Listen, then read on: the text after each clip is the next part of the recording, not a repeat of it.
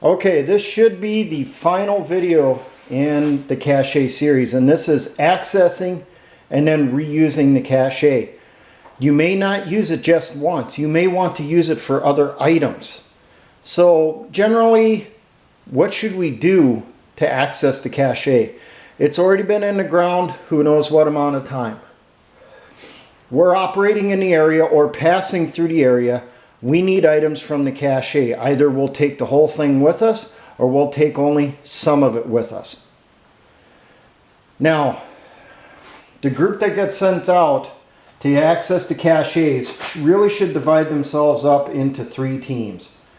Security and Overwatch, the actual team that will access the cache, and a team that will assist with transporting what is needed from the cache, if it's more than what the cache team itself can carry. What tools will you need? Well, you're going to need entrenching tools or shovels to uncover your cache, and it wouldn't hurt to have, say, maybe hatchet or some type of saw with you for cutting down some trees, and I'll explain why. Now, the group gets the mission. They get told they're going to be retrieving a cache. They get told what they got to get from it. They get the appropriate amount of people that they need. They're going to try to pull everything from the cache that they need in one shot, one try. You don't want to have to come back the next day or later in that day to get more items. Try to get it out of there at your first try. The least amount of time you spend on the site getting the stuff out of the cache, the better. So you move up there. You get close to the area. The first thing you're going to do is send out your security team, recon the area.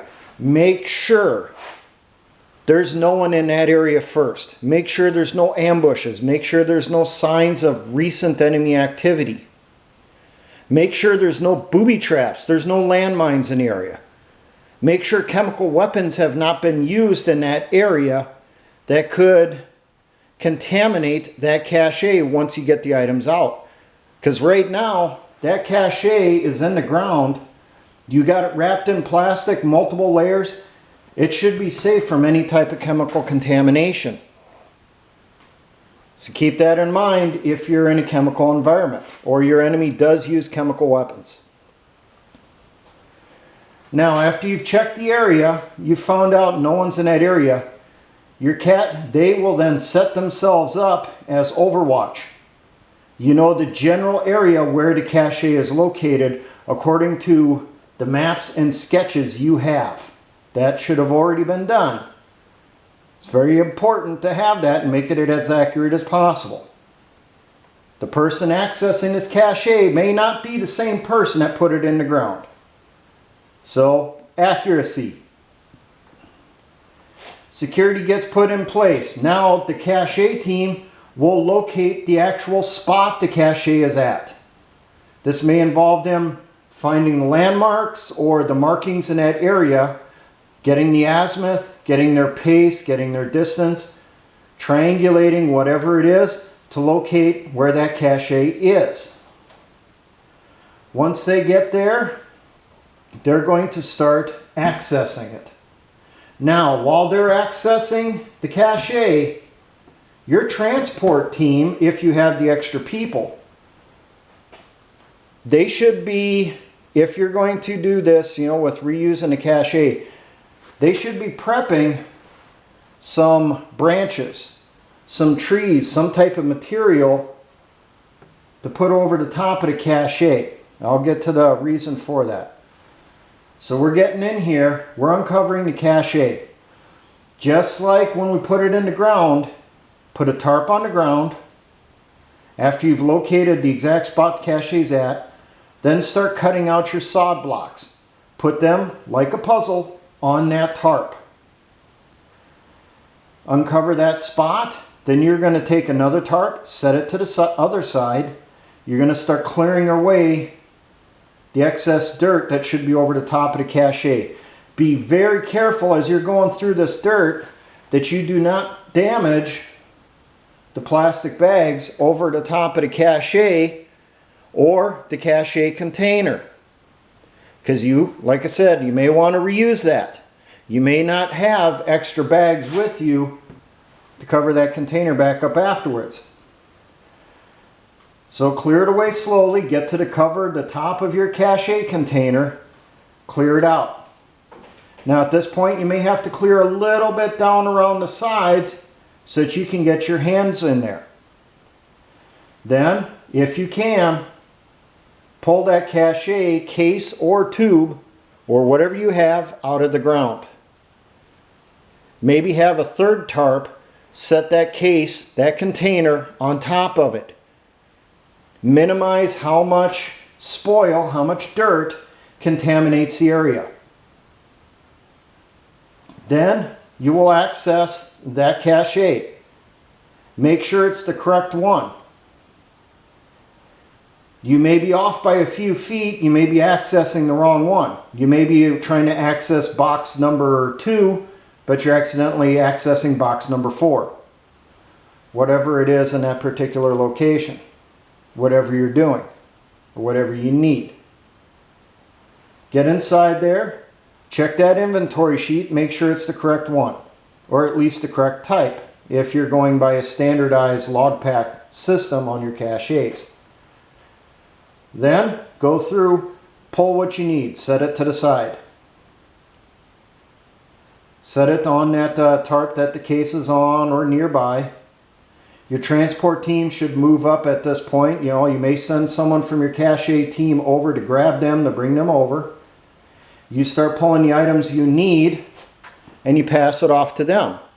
If you're bringing the whole case with you, well, the transport team will then take over that case once you get it out of the ground and you confirm it's the correct one.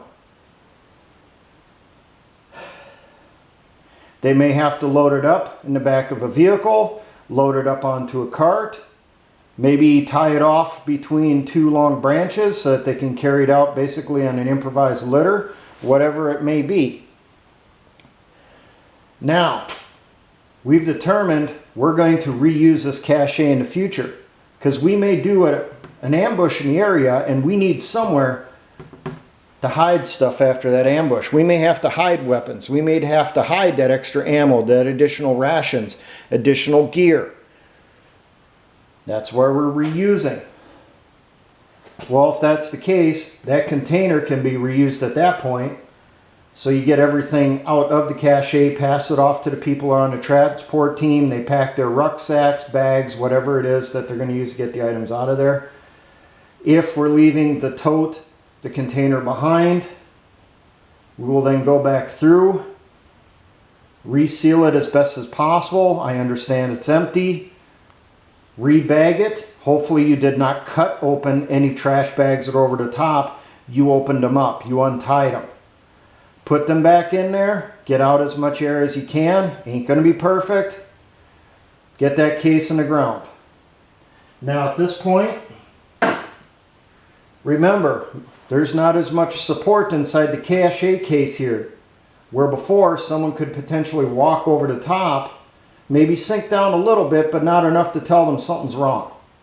Well, now we got a big empty case here. Someone goes walking over the top, unless we support this, they're going to go down quite a ways, and it's going to be an indication that, hey, something's not right there. So that's where the transport team was tasked with cutting saplings, branches, and that stuff. We have our case, get it in the ground. Put some of the dirt back in around, up to the top of the cache case. Maybe put a little bit over the top, maybe an inch worth. Protect the plastic bags. Then we're going to go through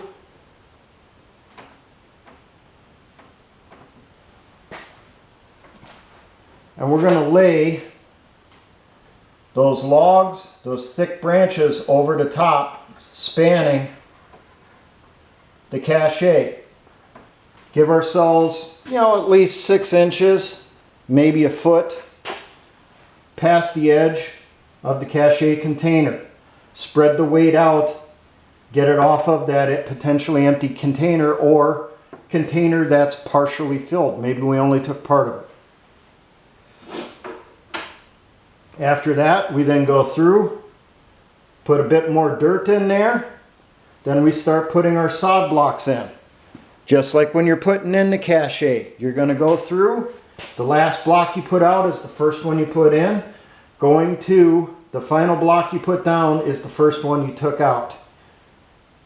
You may have to go through, shave a little off the bottom, get it all nice and level.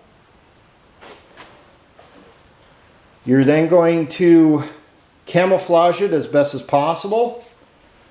So we're now down here in step 5. We're recovering the cache now, and we're going to leave no trace.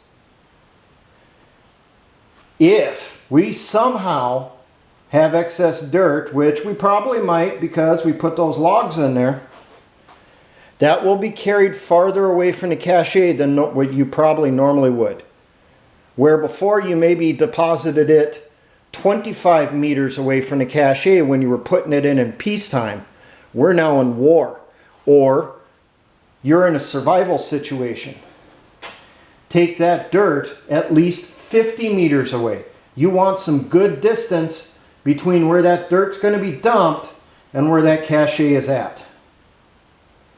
While that dirt is being disposed of, your cache team is going through camouflaging it like before. Maybe they're transplanting some additional plants from the area on it. Maybe they're scattering some leaves, dead grass, branches, putting trash over the top, who knows. But leave no trace that you were there. Now, if you're not going to have the time to camouflage it and that stuff good enough where someone's not going to find it, you need to make sure to take every damn thing out of that cache as you can. And then that hole in the ground you got there, you need to dump that dirt, that sod blocks and that stuff in it. Maybe toss some additional trash over the top to try to conceal it a little bit as you're running out of that area. Conceal it. The enemy, if they find one cache in an area, they're going to check to see if there's any more sitting there. What I've learned on U.S. military doctrine on caches from Special Forces manuals that I have read, they recommended spread the items out. Don't keep it all in one location, especially critical components, critical items. Spread them not just in one spot, one cache or two. Spread it out in 4 or 5 and spread them around that area. Try to do an irregular pattern to throw your enemy off. Because that counterinsurgent, when they come in, they find that one cache, that one supply of weapons, that one supply of ammunition, that one supply of gear. They're going to do a search around that entire area, constantly looping their way out, getting larger and larger, and they will look. They will look for those indicators, known indicators, marking a cache. They're going to look for likely areas where it could have been put at. And they'll check those areas more thoroughly if they know for sure there's one there or they found indications of one being in the area.